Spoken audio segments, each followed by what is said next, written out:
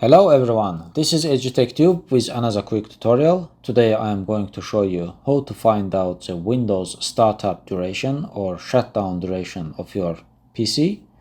So hit the start button and search for Event Viewer.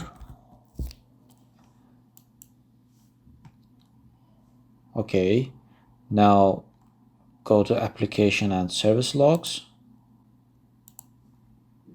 Then go to Microsoft. And then go to Windows and scroll down till you find the diagnostics-performance.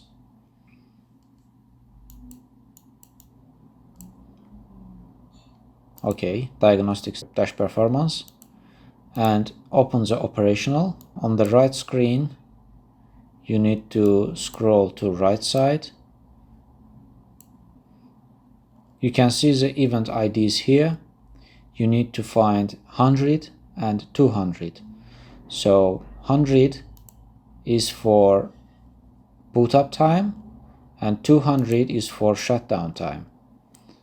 So in 100 you can see the boot duration in milliseconds, and in 200 you can see the shutdown duration in milliseconds.